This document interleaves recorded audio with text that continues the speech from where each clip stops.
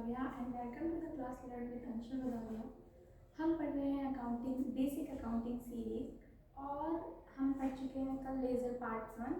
आज हम पढ़ने वाले हैं लेज़र पार्ट 2, जिसमें आपने जाना कि लेज़र होता क्या है और लेज़र क्यों ज़रूरी है, लेज़र का फॉर्मेट क्या होता है। आज हम उसी फॉर्मेट की बेसिस पे यानी कि लेज़र्स के अकाउंट्स बनाना है, लेज़र में पोस्टिंग करना सीखेंगे। लेज़र में जितनी भी फिलिंग की जाती है यानी कि एंट्रीज की जाती है, जैसे जर्नल में एंट्रीज की जाती हैं, जर्नल को जितना भी अंदर लिखते हैं वो एंट्रीज होती हैं, ऐसे ही लेज़र को अंदर जो फिल करते हैं उसको पोस्टिंग बोलते हैं। लेज़र में जर्नल से जो अकाउंट्स होते हैं उसको डेबिट और क्रेडिट से जब ट्रांसफ़र करते हैं तो वो क्या होती है वो आपकी पोस्टिंग कहलाती है, जो हम लेज़र में करते हैं।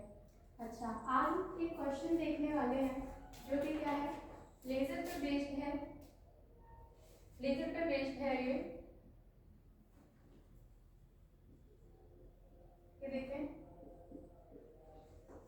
लिखा हुआ है ओपन संपत्ति account from the following transaction. आपको संपत्ति का अकाउंट ओपन करना है। अकाउंट का मतलब होता है अगर हमें किसी का पर्टिकुलर अकाउंट चाहिए तो हमें लेज़र चाहिए। अगर हम संपत्ति का अकाउंट खोलेंगे, देखो कुछ ट्रांजैक्शन हमें दे रखे हैं 2021 ईयर में जनवरी 12 को बोला गया है कि हमने गुड्स को खरीदा है, बाउट गुड्स फ्रॉम संपत्ति से हमने 50,000 के गुड्स खरीदे हैं। 18 जनवरी को हमने उसको कैश पे किया है। यहाँ पे जो गुड्स खरीदे अगर कैश नहीं दिया गया है तो ये क्रेडिट ट्रांजैक्शन है, यानी कि हमने इसको उधार पे लिया है। फिर हमने उसको कैश लिया है, कैश कितना दिया है 20,000, उसको पेड कर दिया कैश। रिटर्न कर दिए हमने गुड्स संपत्ति को 10,000 के। फिर हमने गुड्स को मतलब बाय किया है, परचेज किया है संपत्ति से कितने का परचेज किया हमने 25,000 का फिर से कर लिया और उसको चेक में पेड किया है 15,000 और डिस्काउंट अलाउड किया है हमने संपत्ति। यहाँ पे भी जो बाउट किया गया है गुड्स वो कितना है, किस पे है, क्रेडिट पे, यानी कि कैश नहीं लिखा हुआ है तो ये भी क्रेडिट पे। लेज़र अकाउंट देखो, लेज़र का फॉर्मेट मैं पहले भी बता चुकी हूँ। डेबिट साइड का date, particular, journal folio, amount और क्रेडिट साइड में डेट, पर्टिकुलर, जर्नल फोलियो और अमाउंट। इसमें कैसे पोस्टिंग होगी अभी हम यही पढ़ने वाले हैं। ये है पर्सनल अकाउंट। आपको 3 टाइप्स ऑफ अकाउंट के आपको बताया जाएगा कि लेज़र बनते हैं। जैसे हमने 3 टाइप ऑफ अकाउंट पढ़े, personal, real, nominal, 3 type of account पढ़े। उसके हम लेज़र में कैसे पोस्टिंग करेंगे और वो लेज़र में होता कैसे बनेगा, उसके लेज़र हम पहला पढ़ने वाले हैं। अगर पर्सनल अकाउंट की, अगर पर्सन रिलेटेड अकाउंट्स बनते हैं तो पर्सन रिलेटेड अकाउंट्स कैसे बनेंगे, उसकी पोस्टिंग कैसे होगी।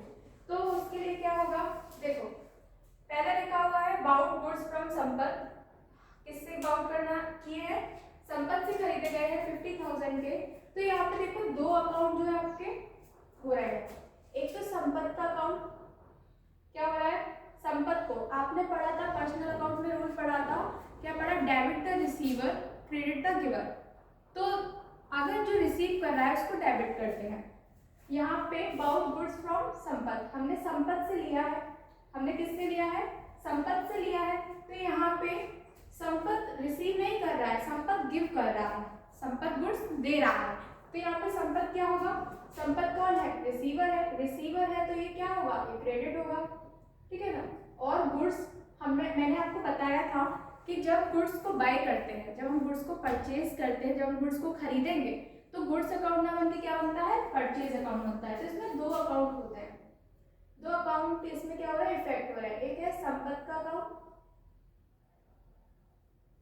और दूसरा क्या है आपका, गुड्स का यानी कि परचेज अकाउंट।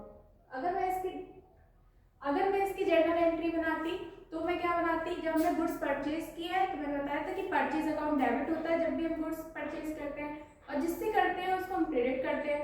तो क्या बनेगा इसमें, अगर जर्नल एंट्री में बनाती तो बनती परचेज अकाउंट डेबिट टू संपत्ति अकाउंट, ठीक है ना, कि उस पे क्रेडिट पे खरीदे होते।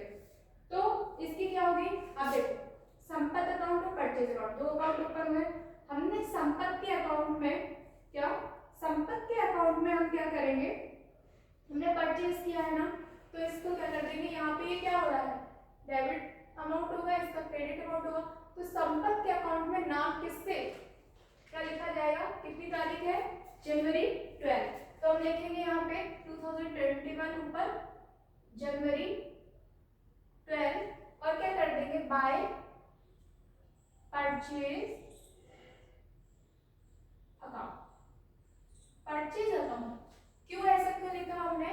क्योंकि परचेज अकाउंट की वजह से संपत्ति का अकाउंट क्या हो रहा है? क्रेडिट हो रहा है। हमने परचेज किया है मतलब हाँ अपोजिट वाला नेम लिख देते हैं। जो डेबिट हुआ था उसका नेम आएगा संपत्ति के अकाउंट में, और क्या कहते हैं परचेज अकाउंट में नाम आएगा संपत्ति का। तो संपत्ति अकाउंट क्या होगा? डेबिट होगा। इसमें क्या होगा? बाय परचेज अकाउंट क्रेडिट होगा संपत्ति का अकाउंट कितने से? 50,000 से। कितने अमाउंट से होगा? 50,000 से होगा। अच्छा, दूसरा क्या है? पेड हिम कैश, क्योंकि हम संपत्ति की बात कर रहे हैं तो यहाँ हिम कौन है? संपत्ति है। फिर यहाँ पे दो अकाउंट ओपन हुए, एक तो कैश अकाउंट, दूसरा संपत्ति का अकाउंट।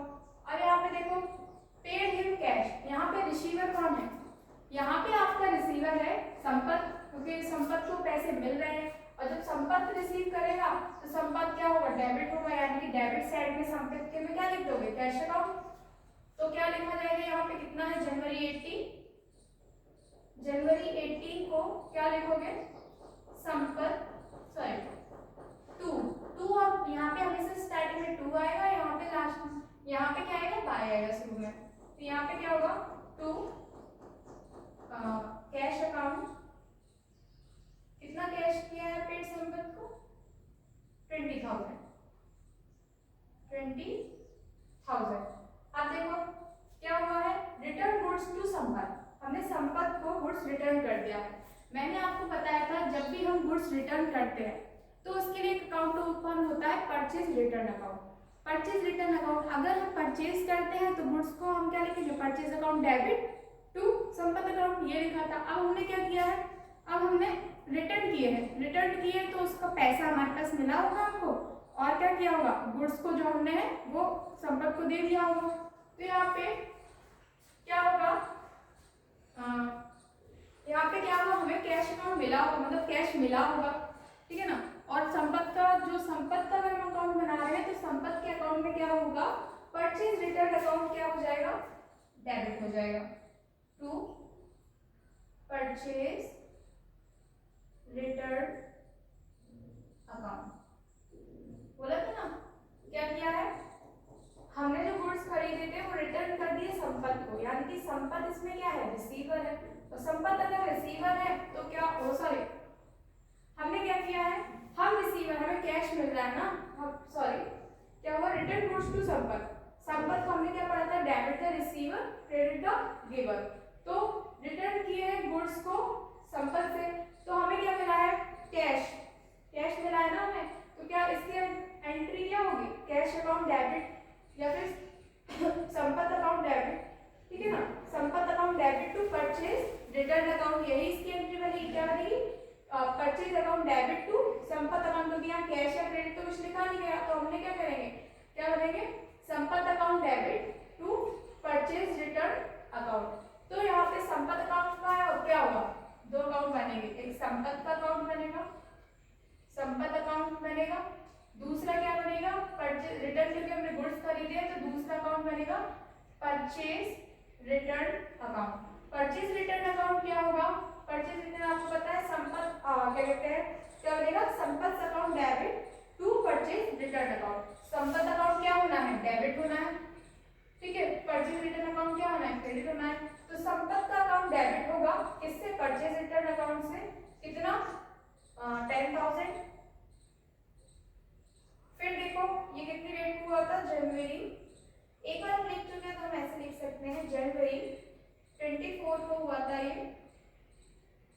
फिर देखो थर्ड है आपका बाउंड गुड्स फ्रॉम संपत्ति, सेम है, ठीक है ना। हमने फिर संपत्ति से गुड्स खरीदे हैं, कितने? 25,000 पे खरीदे हैं, लेकिन डेट क्या है? 25 है। तो हम जनवरी 25 को क्या लिखेंगे? टू, सेम एंट्री होगी तो टू कैश अकाउंट। कितना होगा? अब यहाँ पे कितना आ जाएगा? यहाँ पे हमने किया था ना, संपत्ति अकाउंट क्या होगा? क्रेडिट होगा, और परचेज अकाउंट क्या होगा? डेबिट होगा। तो संपत्ति के अकाउंट में सॉरी हाँ क्या होगा? सॉरी यहाँ पे क्या होगा? ये कैश अकाउंट यहाँ नहीं आएगा, ठीक है ना। हमने क्योंकि यहाँ पे क्या किया है? परचेज किया है, तो यहाँ पे आएगा क्या लिखेंगे हम? यहाँ पे बाय परचेज अकाउंट, जब भी परचेज करोगे तो क्रेडिट साइड आएगा, और परचेज को रिटर्न करोगे संपत्ति को वापस तो क्या होगा, डेबिट साइड आएगा। तो परचेज अकाउंट कितना किया है हमने, 25,000 का किया है हमने, तो हम 25,000 यहाँ लिख देंगे। ये कितने को आएगा, जनवरी 25, कब आएगा, जनवरी 25। अब देखो नेक्स्ट क्या है, पेड हिम बाय चेक। किसको चेक से पेड किया है, संपत को किया है। तो क्या होगा, आपको वैसे भी पता है कि जब क्या कहते हैं, चेक क्या है आपका, असेट है, और असेट मतलब बैंक बैलेंस है, और बैंक बैलेंस जब डिक्रीज होता है, यानी कि असेट जब डिक्रीज होता है तो क्या होता है, क्रेडिट होता है। अगर मैं पर्सनल अकाउंट का देखूं तो क्या मैंने सिखाया, debit the receiver, credit the giver. तो यहाँ पे क्या है, पेड हिम बाय चेक। तो रिसीवर कौन है, संपत है, तो हम लिखेंगे संपत अकाउंट, इसमें दो बनेंगे ना, तो संपत अकाउंट डेबिट, जनरल क्या बनेगा इसका, संपत अकाउंट डेबिट होगा, और दूसरा क्या है, चेक के लिए, चेक किसमें बनता है, बाय चेक कभी भी लिखा हो तो इसके लिए अकाउंट ओपन होता है बैंक अकाउंट, क्या होता है, बैंक अकाउंट ओपन होता है। तो दूसरा बनेगा बैंक अकाउंट, बैंक अकाउंट क्या होगा, क्रेडिट होगा, क्योंकि ये एक असेट है, और असेट जब भी क्या कहते हैं, बैंक अकाउंट क्या है, एक असेट है। वैसे देखो तो बैंक अकाउंट जो है वो पर्सनल अकाउंट होता है, लेकिन अगर मॉडर्न अप्रोच से देखो तो बैंक अकाउंट आपका असेट है, और असेट जब भी डिक्रीज होता है तो क्रेडिट होता है, ठीक है। पेड हिम बाय चेक, किसको चेक से पेड किया गया, संपत को, संपत अकाउंट डेबिट होगा टू बैंक अकाउंट, तो क्या होगा, संपत के अकाउंट में लिख दो टू बैंक अकाउंट, कितने से होगा, 15,000 से, डेट क्या होगी इसकी, 28।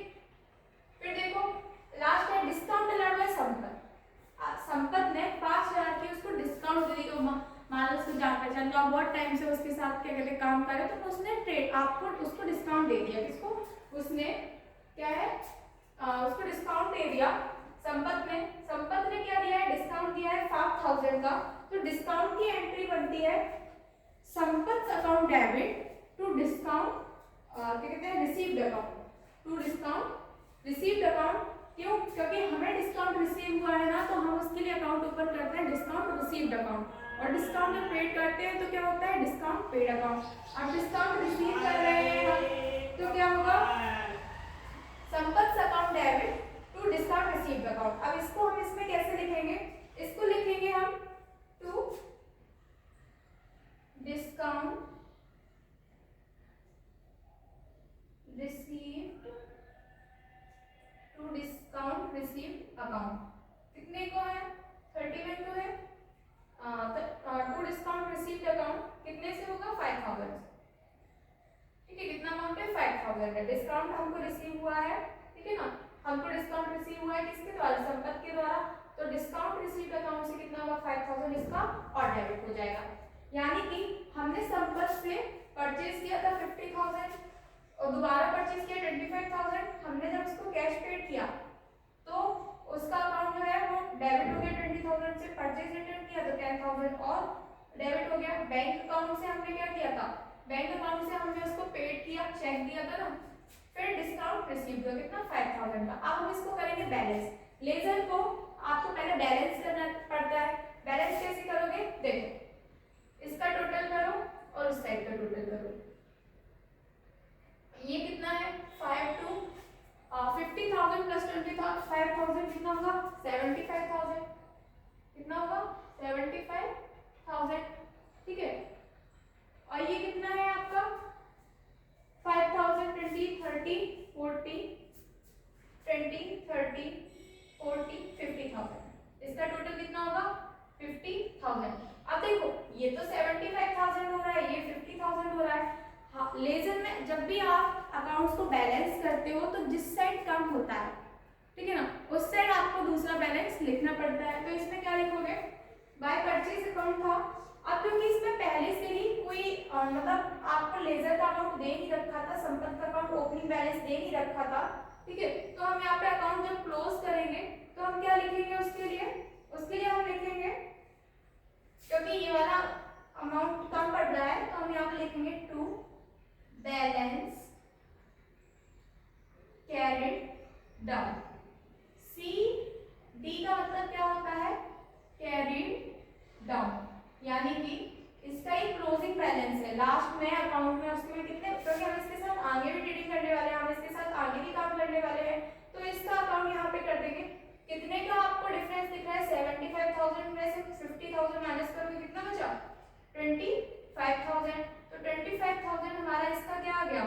क्लोजिंग बैलेंस यानी कि आपको इतना अमाउंट जो है अभी भी उसको पे करना था, ठीक है ना।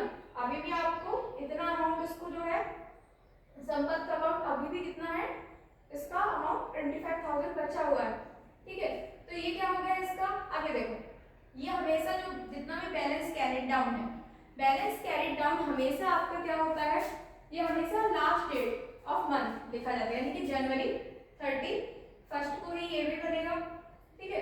कितना हुआ 25,000। अब क्या हो जाएगा, ये अकाउंट जो है क्लोज होंगे इस मंथ में। ये जो लेजर होते हैं वो हर मंथ बनते हैं, ठीक है, इसी में हर मंथ ये लेजर बनते हैं।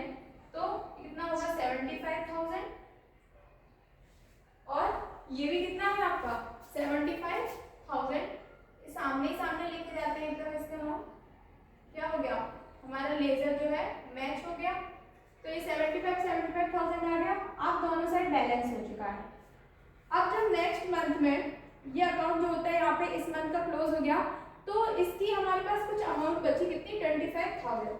तो नेक्स्ट मंथ में हम क्या कर देंगे, इस नेक्स्ट मंथ जो आएगा तो इसका ये जो क्लोजिंग बैलेंस था इस मंथ का, नेक्स्ट मंथ का वो ओपनिंग बैलेंस बन जाएगा, यानी कि कब फरवरी 1 कितना 2021 में ही फरवरी 1 को क्या हो जाएगा by balance brought down. BD का मतलब क्या होता है, जो पिछले महीने बचा था उसका बैलेंस जो हमको अभी पे करना था, ठीक है ना, या उसका जो क्लोजिंग बैलेंस बचा था वो इस नेक्स्ट मंथ का क्या बन जाता है ओपनिंग बैलेंस बन जाता है, ठीक है। तो बाय बैलेंस ब्रॉट डाउन कितना बचा हुआ है 25,000। ऐसे ही करके आपके सारे लेजर जो है वो बनते हैं, ठीक है। यही आपका था लेजर। आज हम लोगों ने हमारा क्वेश्चन पर्सनल अकाउंट का सॉल्व किया। ऐसे ही हम इसका असेट का यानी कि रियल अकाउंट का, फिर उसके बाद नॉमिनल अकाउंट की पोस्टिंग कैसे करते हैं ये भी जानेंगे। तो थैंक यू।